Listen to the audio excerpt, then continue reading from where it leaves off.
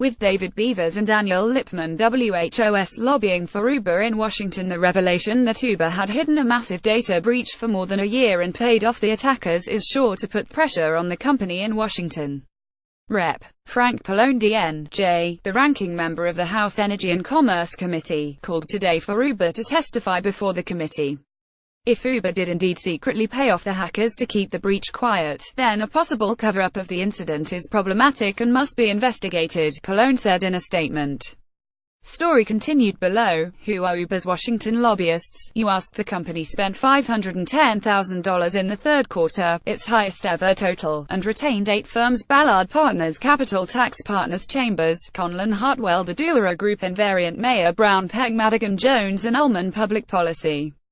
The Federal Hill Group also lobbied for Uber as a subcontractor to the Doerr Group. It's not clear from disclosure filings whether any of Uber's lobbyists worked on data security issues.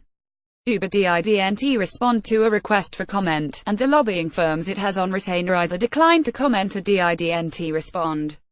Uber may decide to bolster its team in Washington if Congress does decide to hold hearings, though. When Congress hauled in Richard Smith, the former chief executive of Equifax, to testify last month after a massive data breach, Equifax brought on DLA Piper to help with a response. Former Sen. Saxby Chambliss RGA, who's now at DLA Piper but wasn't listed on the Equifax lobbying registration, could be seen advising Smith as he testified. Good afternoon, and welcome to Pi. Happy Thanksgiving. I'm happy to report that Pi has received another tip by anonymous mail. Have something that you'd rather not send by email? Here's my address: Theodoric Mayer, Politico, 1000 Wilson Boulevard, 8th floor, Arlington, Virginia 22209. For tips that require less secrecy, tmayer@politico.com. You can also follow me on Twitter at Theodoric Mayer. Pi is off for Thanksgiving on Thursday and Friday. We'll be back on Monday. How to meet Mulvaney? The quickest way to get access to OMB Director Mick Mulvaney appears to be to hire his former congressional chief of staff, Al Simpson, who joined the lobbying firm Mercury in February, ProPublica's Justin Elliott reports. Simpson had 7 meetings and a phone call with Mulvaney in a 4-month period, between April and August. He appears on Mulvaney's calendars more frequently than anyone who is not a current government official. Often, Simpson brought lobbying clients with him, including representatives from building materials giant Cemex pharma firm AmerisourceBergen and Blue Cross Blue Shield of South Carolina.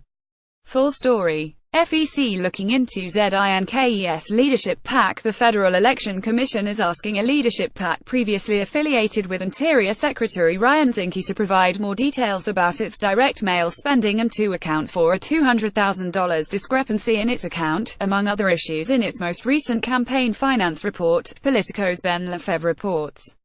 SEAL PAC, which Zinke launched after winning his first congressional race in 2014, has until December 26 to address the issues identified by the FEC, according to a request sent Monday. A Politico investigation last month revealed that SEAL PAC had raised most of its money from small-dollar donors and funneled it back to a handful of political operatives while Zinke was in Congress. Full story. Home for the holidays. Former Trump campaign officials Paul Manafort and Rick Gates are being sprung from home detention for the Thanksgiving holiday, but the decision highlights how negotiations over bail arrangements for the 2 men are dragging on much longer than anticipated, Politico's Josh Gustine reports. At a hearing on November 6, a prosecutor from special counsel Robert Mueller's team, which is looking into Russian interference in the 2016 election, predicted that discussions about a bail package for Manafort would be wrapped up within 48 hours.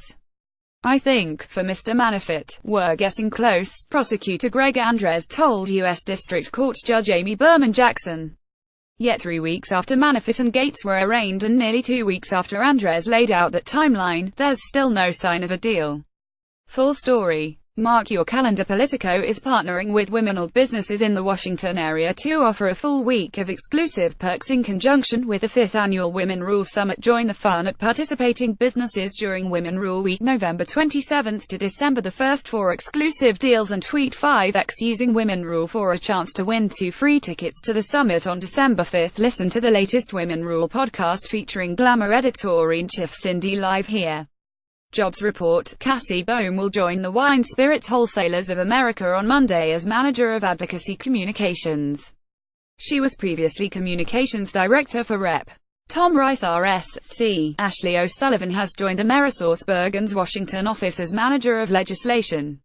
She was previously Director of Research at Robert E. Global. America's Future Foundation has tapped Cindy Serkey-Teller as its next Executive Director and Richard Lawrence as Chairman of the Board. Serkey-Teller previously worked for the Atlas Network. Lawrence will continue to serve as the Chief Operating Officer of the Foundation for Economic Education. New joint fundraisers. None new PACs changing the conversation. Together Action Super PAC Service After Service PAC-Wathon a PAC PACZ PAC2 PAC New lobbying registrations. Iger and Ellis Public Policy Greenbrier Capital Corp. Fox Potomac Resources LLC Aptum Greenwich Biosciences Inc. Greenwich Biosciences Inc. Terra International The Palestine Institute for Public Diplomacy The Picard Group LLC Targa Resources The Washington Tax Public Policy Group formerly the Washington Tax Group Lincoln Infrastructure USA Inc. Watkins Eager PLLC Rankin Hines Pearl River Flood and Drainage Control District New Lobbying Terminations American Defense International Inc. HS Pharmaceuticals LLC IN Defense of Christians In Defense of Christians Hones Waldo Holbrook McDonough Environmental Land Technology Limited Mus Catherine Crepy MR USA